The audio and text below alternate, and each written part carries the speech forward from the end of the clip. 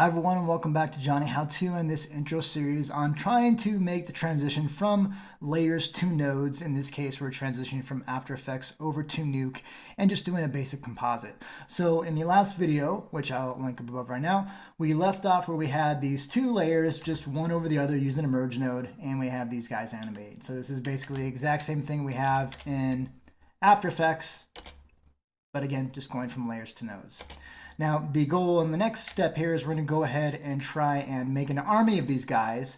And of course, if you're used to using After Effects, basically all you're going to be doing is taking these mitosis guys, Control D or Edit Duplicate, and just moving them over until you have a number of these guys on screen. And if I play that back, now we have 6 of these guys eventually.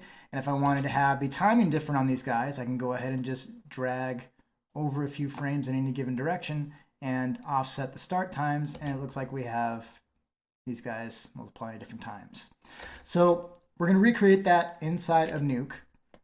Unlike a layer-based compositor like After Effects, which you just saw, we don't have that functionality built into the read node or the import file itself.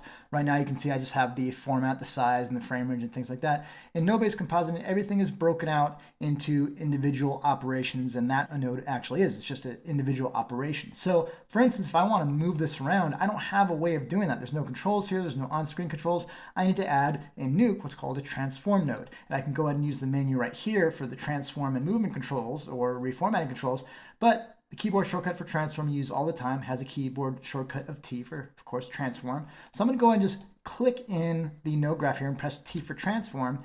And here we're going to get to another difference it takes a while to get used to with node-based compositing. And that is that whatever you want to be affected by a particular node or have an effect on something needs to be plugged into it. So for instance, right now there's nothing plugged into it. I have the rotation. I can say rotate 90 degrees, but it's not rotating anything because nothing's plugged into it. And where you have it plugged in makes a difference as well. So for instance, let me go and plug in this transform node into these mitosis guys in this read one node right here. I'm going to go ahead and press 1 to load this into the viewer so I can view this transform node. Well, I can see that I have something dotted out here. By the way, I'm just using the scroll wheel to move in and out here, or I can use plus and minus. I have something out here, but I can't see it right now. Let me go ahead and reset my rotate to 0. And you can see here's my mitosis guys. And if I go ahead and type in, let's just say rotate 5, it's starting to rotate them.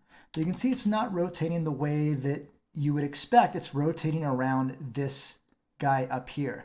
And this is what the transfer node has in order to move things and scale things. So basically, the controls are this longest handle right here is your rotation. And you can see it's changing the numbers in the actual parameters over here as well. As I do that, we have a squish and squash for making bigger and smaller. I'm going to do Control Z to undo that. So we can do squish and squash. And then we have, if we just hover anywhere on this circle right here, we're going to do a uniform scale up or down. Now, the funky thing right now that we're seeing is that this controller is way out here. I'm going to talk about why that is in just a second, but just for now, I'm going to go ahead and reset everything. I'll right click on the rotation that I did. I'll say set to default, which is going to be 0. And I'm going to hold down the control key or command key if you're on a Mac. And as I left click and drag, I can reposition this to anywhere. So if I put this down by this guy's feet, he's going to rotate around that spot, or he's going to scale up from that spot outwards or scale inwards. And that's where that happens. Now, if I want this to be right in the center, I can Control left click, put it in the center. And now if I go ahead and move these guys around, I can position them wherever I want. And when I let go of the mouse is when it updates. It doesn't update as you're dragging to save processing. So if I go and play this, you can see now I've moved this guy. But an interesting thing, if I view my merge, they haven't moved. And the reason is that remember, wherever you have the transform node plugged in is what it actually affects. So right now I have my transform node right here, but this is not on the way to this merge node right here. So it's not part of this existence or this instance of this mitosis node right here. It's not leading into this merge, so it's not affecting it. If I want it to affect that, I'm going to go ahead and unplug this here, and I'll go click and drag this over this pipe right here. And when I let go, it's going to insert it in between the mitosis and the merge. And now you can see this version of the mitosis guys we have are getting transformed along the way to the merge node, and they're where you would expect them to be.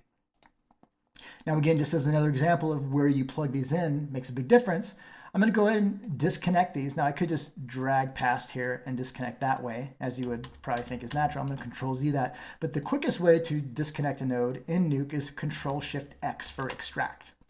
And if I go and plug this into the transform, or to the towers node, put the transform in between the towers and the merge, go and try and guess what's going to happen. Well, it's going to move the background.